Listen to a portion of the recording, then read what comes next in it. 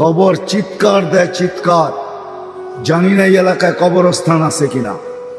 আলী রাদিয়াল্লাহু তাআলা আনহুর কথা সত্য, কবর চিৎকার দেয়, যে তার পাশ দিয়া যায় তাকে চিৎকার দিয়া শোনায়, ইন্তাকালনা মিন দারিল গুরুর। শোনো শোনো, আমরা ধোঁকার ঘরের থেকে বাহির হয়ে চলে আসছি। আমাদের সব সম্পর্কগুলো ধোঁকা ছিল, ধোঁকা। দেখাবো চোখে আঙ্গুল দিয়া কেমন ধোঁকা।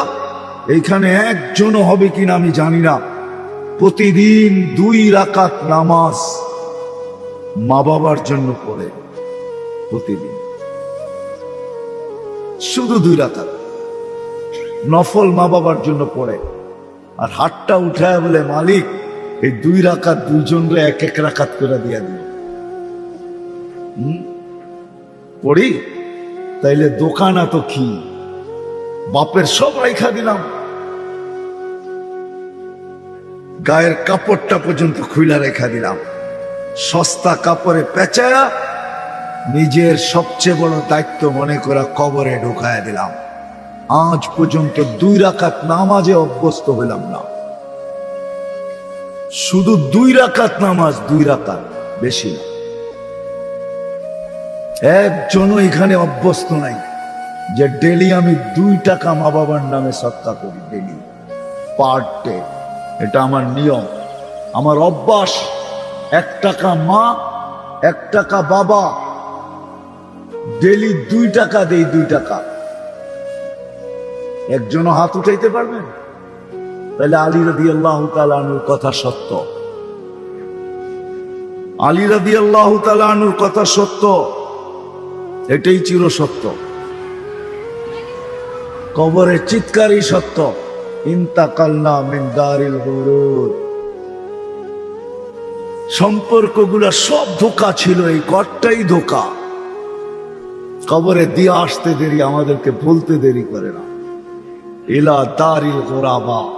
তারপরে বলে আমরা অপরিচিত জগতে চলে আসছি, এইখানে কাউকে চিনি না, কেউ আমাকে চিনি না। শুধু শুধু ঘরে মৌত হইলে ফেরেশতা চিৎকার দেয় না, ফেরেশতা চিৎকার দেয়, যাহাবাতিল আমওয়াল, তোমার সব অর্জন হাতছাড়া, বাকিয়াতিল আমাল, প্রস্তুতি তোমার সাথে আছে, প্রস্তুতি। আমি ঘুমাই, যাত্রা ঘুমায় না, আমি থামি, যাত্রা থামে না, আমি বসি, যাত্রা বসে না, আমি বিমুখ হই, যাত্রা বিমুখ হয় না, আমি ক্লান্ত হই, যাত্রা ক্লান্ত হয় না, চলমান যাত্রা। কোন দিকে? আখিরাতের দিকে। কোন দিকে? কবরের দিকে। কোন দিকে? মৌতের দিকে। কোন দিকে? আল্লাহর দিকে। কোন দিকে? ওই দিনের দিকে। যালিকাল ইয়াউমুল হক, এক সত্য দিনের দিকে আমাদের যাত্রা। আজকের বাজার ভিন্ন, প্রত্যেক মার্কেটের মালিক ভিন্ন, প্রত্যেক বাজারের ঠিকাদার ভিন্ন, প্রত্যেক ঘাটের ঠিকাদার ভিন্ন, প্রত্যেক এরিয়ার আধিপত্যওয়ালা ভিন্ন। আল্লাহ বলে ওই দিন আসতেছে, মালিক ইয়াউমিদ্দিন, একটা দিন আসতেছে যেই দিনের মালিক আমি একা, আর কেউ না। সত্য এটাই, আমরা যাত্রী। আসেন, কথা গুছায় নিয়ে আসতেছি। শুধু চলে গেলে চলবে না, পরিসমাপ্তি ঘটায় গেলে চলবে না। আপনি জানেন না এটার পিছনে আল্লাহ কি ব্যয় করছে, কি ব্যয় করতেছে। আপনার আমার অস্তিত্বের পিছনে কি লাগছে আর এখন কি লাগতেছে। ছোট একটা উদাহরণ দিলে যদি বোঝা যায়, 2020-এ, বেশি দূরে না এখান থেকে, ঢাকা শহরে বেশি দূরে না, হাসপাতালের নাম বলবো না, আধা ঘন্টা অক্সিজেন, 84,000 টাকা বিল। এখনো বাংলাদেশের মিডিয়া এটা লেখা আছে না? নাই? হাসপাতালের নাম বলবো? জানি আমি নাম। আধা ঘন্টা অক্সিজেন কত বিল? 84,000 টাকা বিল। 2020-এর করুণায়। আর ডেলি নেই 550 লিটার। যাত্রী আমরা, যাত্রার পরিসমাপ্তি আমার ইচ্ছা ছাড়া ঘটবে। আমি যত বড় ব্যক্তিত্বই হই, একজনেই ছিলেন যিনি চিরদিন থাকতেন, जिनार नाम मुहम्मदुर সাল্লাল্লাহু আলাইহি ওয়াসাল্লাম। উনি ইচ্ছা করলে চিরদিন, উনি ব্যক্তিত্ব ছিল চিরদিন থাকার মতো, উনিও থাকেন নাই। কেননা এটাই সত্য, এটাই আল্লাহর সিদ্ধান্ত। ইন্নী কাতাবতুল মাউতা আলা মান তাহতা আরশি আল্লাযী হাই লা ইয়ামুত ফাহুয়া ফাওকা আরশি। আমার আরশের নিচে যে আছে তাকে মরতে হবে। চিরঞ্জীব শুধু আমি, এটাই সত্য। বলবেন মালাকুল মউত কি মরবে? উনিও মরবে। ওনারটাও কিতাবে লেখা আছে, ওনার পালা যখন আসবে তা আল্লাহ থাকবে আর উনি থাকবে, আর কেউ থাকবে না। কেননা ওনার চিৎকারটা এত বিকট হবে, যদি কেউ থাকতো তাহলে চিৎকারে বুক ফাইটা মারা যেত।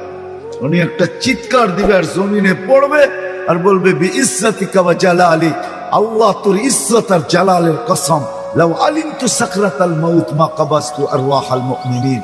মৃত্যুর এত যাতনা আমি যদি জানতাম তো মোমেন মুসলমানকে এত কষ্ট দিয়ে নিয়ে আসতাম। প্রস্তুতি নিয়ে যেতে হবে, প্রস্তুত হয়ে যেতে হবে, গুছায় নিয়ে যেতে হবে। আমি শেষ জায়গায় চলে আসছি, যাত্রী কিন্তু আমরা। যে গুছায় প্রস্তুতি নিয়ে যাবে, কসম খোদার, নারী হোক আর যুবক হোক, বৃদ্ধ হোক আর পুরুষ হোক, গরিব হোক আর ধনী হোক, শিক্ষিত হোক আর অশিক্ষিত হোক, মালিক হোক আর চাকর হোক, কালো হোক আর সুন্দর হোক, আরব হোক আর অনারব হোক, দুনিয়ার যেই কোনো জায়গার হোক, যেই কোনো সমাজের হোক, যেই কোনো পেশার হোক আর বর্ণের হোক, যে প্রস্তুতি নেওয়া যাবে, সত্য এটাই, তার কবর থেকেই সুঘ্রাণ বাহির। নাইলে ফেরাউনের কৃতদাসীর কবর থেকে সুঘ্রাণ বাহির হতো না। আমি চোখে দেখা বলতেছি, ফেরাউনের কৃতদাসীর কবর থেকে এখনো সুঘ্রাণ বাহির। বিশ্বাস হয় না? অ্যাড্রেস দেই, দেখা আসেন। আমি দেখা আসছি, আমি দেখা বলতেছি, কিতাব পড়া না। কেউ যদি বলে কিতাবে নাই, ওকে বলবো তুই দেখা আস, তারপরে বলিস কিতাবে নাই। আমি তো দেখা আসছি, এই নাকে ওই গ্রান লাগানো আছে, এই জন্য বলতেছি। আমরা সবাই কিন্তু যাত্রী, কিন্তু গুছায়া নিয়ে পরিসমাপ্তি, গুছায়া নিয়ে যেতে হবে। ইচ্ছা ছাড়া পরিসমাপ্তি ঘটবে, আমার অগোচরেই আমাকে উঠানো হবে, কিন্তু প্রস্তুতি নিয়ে যেতে হবে। প্রস্তুতির জন্যই এত কিছু ব্যয় করা হইতেছে, নাইলে আল্লাহ ব্যয় করতেন না। সত্য এটাই, এক শ্বাস ফেলতে দিতেন না, এক শ্বাস নিতে দিতেন না। কোরআনে বলেও দিছে আনতুমুল ফুকারা আল্লাহু আল গানিয়ুল হামিদ। তোমরা শ্বাসে শ্বাসে আমার মুখাপেক্ষী, কদমে কদমে, পলকে পলকে তোমরা আমার মুহতাজ। আস্কুরুকা, আমি সুরক্ষিত করি বিদায় তোমরা সুরক্ষিত। আমি যদি সুরক্ষা না করতাম তাহলে তোমরা কোনোদিন সুরক্ষিত হইতে না। আনজিল রহমতি ইলাইকা নাজিল, 24 ঘন্টা আমার রহমত নাজিল হইতে থাকে। তুমি কি করো ওটা ভিন্ন কথা, কিন্তু আমি রহমত নাজিল করতে থাকি। আমরা কি করি এটাও বলে দিয়েছেন, মাসিয়াতুকা ইলাইয়া সাইদ, তুমি 24 ঘন্টা নাফরমানি পাঠাইতে থাকো। আমি রহমত পাঠাই, তুমি নাফরমানি পাঠাও। 24 ঘন্টা নাফরমানি পাঠাইতে থাকো। চলে যেতে হবে, রূপগঞ্জের মানুষ চলে যেতে হবে। আমরা কিন্তু যাত্রী, কিন্তু গুছায়া যেতে হবে, গুছায়া। যেই কোনো মুহূর্তে আমার অনিচ্ছায়, আমার ইচ্ছা ব্যতীত পরিসমাপ্তি ঘটবে। যেই কোনো মুহূর্ত আমাকে উঠায় নিয়ে যাবে। আসেন, গুছায়া নিয়ে যেতে হবে, গুছায়া নিয়ে যেতে হবে। সত্য এটাই, যে গুছায়া নিয়ে যাবে, গুছায়া নিয়ে যেতে হবে, প্রস্তুতি নিয়ে যেতে হবে। কেননা সাক্ষাতের থেকে ভাগাও যাবে না।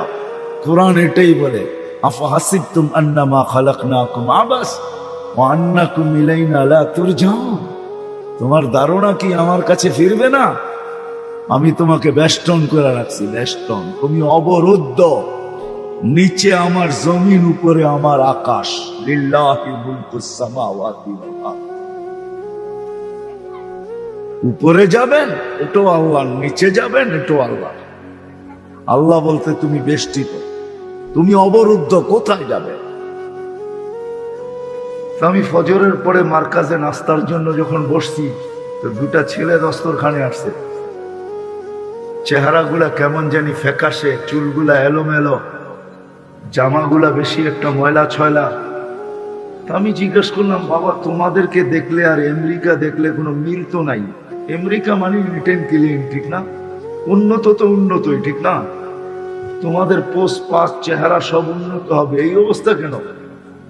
বলছে, হুজুর গতকাল বিকালে আমরা জেলখানার থেকে আসছি, আমাদের এখানে আপনজন বলতে কেউ নাই।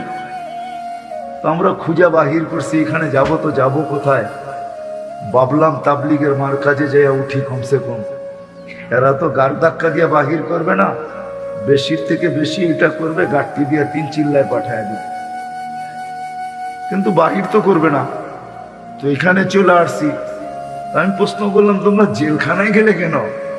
ওই ঠিক ওই কাহিনী যে আমরা মেক্সিকো দিয়ে ঢুকতেছিলাম, পুলিশের হাতে পড়ে গেছি, জেলখানায় পাঠায় দিছে, কেস চলতেছে, জামিনে চলে আসছি। কেস চলতে থাকবে, জিতলে থাকতে পারবো, নাহলে চলে যাব। আমি বললাম, তোমরা কি দুইজনই ছিলে? বলে না, আমরা বাংলাদেশের 3 জন ছিলাম, আমাদের সাথে বিরাট বড় একটা গ্রুপ ছিল। আমি বললাম, আরেকজন কোথায়? হায় হায়, তাদের জবাব শুনে আমার চোখের পানি চলে আসছে। তারা বলতেছিল, সে মেক্সিকোর জঙ্গলে হারায় গেছে, জানি না তার পরিণতি কি হয়েছে। বাস্তবিকই কোন মার সন্তান 30 লক্ষ টাকা দিয়া ওই পর্যন্ত পড়ছে, হারায় গেছে, কোথায় আছে কে জানে? হতে পারে চিরদিনের জন্য স্বপ্ন ওই জঙ্গলে ডুবেই গেছে। এইখানে সমস্যা তো 60-70 বছর। মৃত্যু আসতে দেরি, অবসান ঘটায় দিতে দেরি হবে না। যদি এই কথা সত্য না হইতো, তাহলে কিতাবে এই কথা কোনোদিন আসতো না। ব্যস্ত মানুষগুলা যখন দুনিয়ার থেকে বিদায় নেয়, রূহ যখন বাহির হয়, যারা সব সময় নিজেদেরকে ব্যস্ত ভাবে আর বলতে থাকে, আমি বড় ব্যস্ত, আমি বড় ব্যস্ত, আমি বড় ব্যস্ত, I am very busy, I am very busy. যারা বলতে থাকে, ডাইনে বামে দেখার যাদের সুযোগ হয় না, আল্লাহ ডাকলেও কোনোদিন কর্ণপাত করে না। আল্লাহ কিন্তু ডেলি 5 বার আমাদেরকে ডাকে। কি বলেন? শুধু 5 বার না, হ্যাঁ, শুধু 5 বার না, আল্লাহ কিন্তু লম্বা একটা সময় নিয়ে আমাদেরকে ডাকেন। আমি আপনাদেরকে উদাহরণ দিতেছি হাদিস থেকে। রাতের 3 ভাগের 1 ভাগ যখন অতিবাহিত হয়ে যায়, সূর্য ডুবা এবং উঠা, এই সময়টাকে কাউন্ট করেন, 3 দিয়া ভাগ দেন। প্রত্যেক ভাগে কতটুকু সময় আসে? সূর্য ডুবার পরের থেকে যখন এতটুকু সময় অতিবাহিত হয়ে যায়, তো আল্লাহ প্রথম আকাশে চলে আসে, সুবে সাদেক পর্যন্ত আল্লাহ ডাকতে থাকে। কি বইলা ডাকে? যদিও হাদিসের শব্দের তর্জমা আমি অন্যভাবে করতেছি। আল্লাহ ডাকে দুনিয়ার নারী, পুরুষ, যুবক, বৃদ্ধ, প্রত্যেকটা মানুষকে ডাকতে থাকে, ও দুনিয়ার মানুষ, দুনিয়া আল্লাহর শাস্তি দিতে ভালোবাসে, আমি আল্লাহ মাফ করতে ভালোবাসি। বিদায় আমি চলে আসছি মাফ করার জন্য। তুই হাত উঠাইতে দেরি, আমি মাফ করতে দেরি করব না। দুনিয়া আল্লাহর শাস্তি দিয়া মজা পায়, যদিও শব্দটা আল্লাহর জন্য শোভনীয় না, কিন্তু আমার কাছে শব্দ আর নাই, এই জন্য ওই শব্দই ব্যবহার করতেছি। আল্লাহ বলতেছে, দুনিয়া আল্লাহর শাস্তি দিয়া মজা পায়, হ্যান্ডকাপ পড়ায়া মজা পায়, বেড়ি পড়ায়া মজা পায়, রিমান্ডে নিয়ে মজা পায়, কাঠগোড়ায় দাঁড় করায় মজা পায়। হায়, আমি আল্লাহ মাফ করা মজা পাই। তুই হাত উঠা, উঠাইতে দেরি, আমি মাফ করতে দেরি করব না। আল্লাহ সুবে সাদেক পর্যন্ত ডাকতে থাকে। এই 3টাই তো আমাদের বড় সমস্যা, বাত, কাপড়, বাসস্থান। আরো হাজারো প্রয়োজন আছে, এগুলোও সমস্যা। কিন্তু মিটাইতে যে আমরা মাথার গাম পায়েও ফেলি। আরামকে ছেড়া যখন সবচেয়ে বেশি আরাম ওই সময়, ওই মুহূর্তটাকে ছেড়া এই প্রয়োজনগুলো মিটানোর জন্য কর্মস্থলে ছুটতেও দেরি করি না। চাই সেটা মাথার উপরে তুফান হোক, চাই সেটা মুষলধারে বৃষ্টি হোক, চাই সেটা কনকনে শীত হোক, আমরা ছুটতে দেরি করি না। কিন্তু এই 60-70 বছরের জীবনটা, কিন্তু আমি আপনাদেরকে ভাবনার দিকে নিয়ে যেতেছি।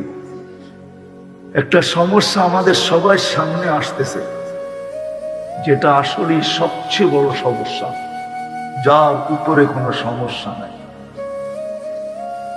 যার উপরে কোনো সমস্যা নাই, যেটাকে আখেরাতের সমস্যা বলে, যেটাকে কবরের সমস্যা বলে, যেটাকে মৌতের পরের সমস্যা বলে, যেটাকে মৌত রূপে সমস্যা বলে, যেটাকে মিজান রূপে সমস্যা বলে, যেটাকে পুলসিরাত রূপে সমস্যা বলে, যেটাকে জান্নাত জাহান্নাম রূপে সমস্যা বলে, ওই আখিরাত আমাদের সবচেয়ে বড় সমস্যা, যেটা প্রতিদিন আমাদের দিকে ধায়া আসতেছে। সে যেরকম আমাদের নিকট হয়, আমরাও কিন্তু তার দিকে প্রতিদিন নিকটবর্তী হইতেছি। কোন আল্লাহ ডাকে, 5 বেলা ডাকে, তারপর আসে, অথচ একের ভিতরে 100। এই উম্মতের গরিব যদি শুধু নামাজ পড়ে নিত আর যদি রোজা রাখত, আমি জানি এইখানে কোনো কোটি কোটি এসে বসে নাই, আমি বিশ্বাস করি এইখানে কোনো মেইলের মালিক এসে বসে নেই, এইখানে কোনো 2-4-20টা বাড়ির মালিক এসে বসে নাই, আমরা সাধারণ মানুষ এসে বসে। হায় হায়, অধিকাংশের হবে কারো ব্যাংকে কোনো অ্যাকাউন্টই নেই। এরকম মানুষ এসে এখানে বসছে যাদের নুন আনতে পান্থা ফুরায়, পান্থা আনতে নুন ফুরায়। এরকম মানুষ এখানে এসে বসছে যারা 1 তারিখে বেতন পেলে 25 তারিখের আগে শেষ হয়, ঠিক না? আল্লাহর রাসূল সহজ করছিলেন, ঈমান তো মাতৃকুলেই পেয়ে গেছে, খালি যদি নামাজটা পড়তাম আর রোজাটা রাখতাম তো আল্লাহ বলে মুতু আদখুলু জান্নাতা রাব্বিকুম, আল্লাহর রাসূল বলে মরো আর আল্লাহর জান্নাতে। এই জন্য শেষ কথা, আজকের থেকে মজমা থেকে ওয়াদা করি, আজকের থেকে নামাজ চাই, পাক্কা ওয়াদা, পাক্কা ওয়াদা। আল্লাহ কবুল করুক। যদি নামাজ ওকে করে দিতে পারি, জীবন ওকে, জান্নাত অবধারিত, চির জ্ঞানার হবে ইনশাআল্লাহ, চিরদিনের সুখী হবে, মনের সব আশা ওই জান্নাতে যেতে। আল্লাহ আমাদের সবাইকে, আর যদি না পারলাম তাইলেও শোনায়, আব্দুল কাদের জিলানী রহমতুল্লাহ লেখছেন, নাইলে শোনাইতাম না। আমি বিশ্বাস উনি যা লেখছেন ঠিকই লেখছেন, লজিক ওইটা বলে, যুক্তি ওইটা বলে। শুকর সকালবেলা বলে, মালিক আমি সৃষ্টির ভিতরে নিকৃষ্ট, কিন্তু আমার চোখে আমার চেয়ে একজন নিকৃষ্ট আছে। আল্লাহ জিজ্ঞেস করে, কে? যাকে 5 বেলা ডাকা তারপরে মসজিদে আসে না, ও আমার চোখে আমার চেয়ে নিকৃষ্ট। শুকর কিন্তু সৃষ্টির ভিতরে সবচেয়ে নিকৃষ্ট, এর চেয়ে কোন নিকৃষ্ট সৃষ্টি আল্লাহ তৈরি করেন। আল্লাহ জিজ্ঞেস করে, কিভাবে? বলছে, মরার পরে আমি মাটি হয়ে যাব, ও জাহান্নামের ইন্ধন হবে, এটাই সত্য। কিয়ামতের দিন সমস্ত প্রাণীকে বলা হবে কোন তোরা বা, কিন্তু মানুষকে মাটি হওয়া বলা হবে না, বলবে উকুদুহান নাস, মানুষকে জাহান্নামের ইন্ধন বানাবে। এই জন্য শুকর বলে, আমার চোখে ও আমার চেয়ে নিকৃষ্ট। তারপরে সে একটা অনুরোধ রাখে, মালিক যখন যখন আমি ঘুমের থেকে উঠব আর সামনে দৃষ্টি রাখবো, কাইলা ইয়াকা আউয়ালা নাযরিন আলা মান লা ইউসাল্লি, আমার প্রথম দৃষ্টিটা যেন কোনো বেনামাজির উপরে না পড়ে। বাংলাদেশ হওয়ার থেকে দুনিয়া শতবার ভূমিকম্প আসছে, একবারও বাংলাদেশে বিপর্যয় থাকে। আমার বিশ্বাস আর কোনোদিন হবেও না, যতদিন আমাদের এই পরিবেশ থাকবে, মসজিদের পরিবেশ, নামাজের পরিবেশ, দাড়ি টুপির পরিবেশ, বোরকার পরিবেশ, মাদ্রাসার পরিবেশ, মক্তবের পরিবেশ, হেফজখানার পরিবেশ যতদিন থাকবে, কসম খোদা, ততদিন আমাদের দেশে কোনো বিপর্যয় হবে না। করোনা আসছে বটে, কিন্তু দুনিয়ার কোন দেশ একটা দিনও আজ পর্যন্ত দেখাইতে পারবে না যে একজনও মারা যায়। কিন্তু বাংলাদেশের মতো একটা অসচেতন দেশ, আমরা কেউ সচেতন না। দেখেন না, মাস্কের কথা জিজ্ঞেস করলে কত জবাব দেয়, কি জবাব দেয় না? পানের লোক এই করোনা চাঁদায় খেয়ে দেয়, ঠিক না? আবার কি বলে, এত বড় বড় দেখায় টেলিভিশনে, এটা নাক দিয়া যাইব না, নাকের ছিদ্র এত বড় না, ঠিক না? কি হ্যাঁ, একটা অসচেতন দেশ, একজনও মাস্ক পরে আসেন না। দুই একজন পড়লেও হয়তো পড়ছে, কিন্তু মাস্কের জায়গায় মাস্ক নাই, মাস্ক গেছে গলা, ওইখানে তো ছিদ্রই নেই, ওইখানে করোনা ঢুকবে তো ঢুকবে কি করে? গলায় লাগায় রাখছে, মাফলার তো নিয়ে আসে নাই, গলাটায় শীত লাগতেছে, এটা কমসে কম মাস্কটা দিয়া গলার শীতটা কমাই, ঠিক না? কি এরকম একটা অসচেতন দেশ, কিন্তু আলহামদুলিল্লাহ ফুলের মালা আসছে তো আমাদের গলায় আসছে। আমরা টানা এক সপ্তাহ দুনিয়াকে দেখাইতে পারছি একজন মারা যায়। ডিসেম্বরের কথা বলতে, ডিসেম্বরে একটা সপ্তাহ গেছে টানা, বাংলাদেশে একজন মারা যায়, কিন্তু দুনিয়ার কোন দেশ দেখাইতে পারবে না। কেন? আমাদের দেশে একটা আধ্যাত্মিক পরিবেশ আছে, যেটাকে সায়েন্টিফিক পরিবেশ বলে। আধ্যাত্মিক বলতে আমাদের ডিকশনারিতে একটা শব্দ আছে, একটা আধ্যাত্মিক পরিবেশ আছে। এই জন্য আপনাদের কাছে দরখাস্ত করবো, সাধ্য অনুযায়ী এই মাদ্রাসা, এই মসজিদ, এই মক্তব, এই হেফজখানা যতটুক পারি আমি এদের সাথে সহযোগিতা করবে তো পাক্কা? যতটুক পারি, 1 টাকা দিয়ে পারি 1 টাকা করবো, 2 টাকা দিয়ে পারি 2 টাকা দিয়ে করবো তো। আমি চান্দা উঠাবো না আপনাদের থেকে, শুধু ওয়াদা নিলাম আপনারা এই মহল্লার ভিতরে মাদ্রাসাটাকে সহযোগিতা করেন, যে কটা মক্তব আছে সহযোগিতা করেন। ইনশাআল্লাহ আপনাদের 1-2 টাকার ভিতরে এরকম বরকত হবে, এটার দ্বারাই প্রতিষ্ঠান টিকা থাকবে, এলাকার সাথে প্রতি রাত্রে আকাশের একটা আরশের একটা সম্পর্ক হবে, আমাদের এলাকা ইনশাআল্লাহ বেঁচে থাকবে। এই জন্য তো আমি বলি, রাগ হয়ে যায় কিনা জানি না, এদিক থেকে কথা ওদিক চলে যায় কিনা জানি না। হ্যাঁ, দেখবেন গরিবের শরীরে অ্যান্টিবডি বেশি, অ্যান্টিবডি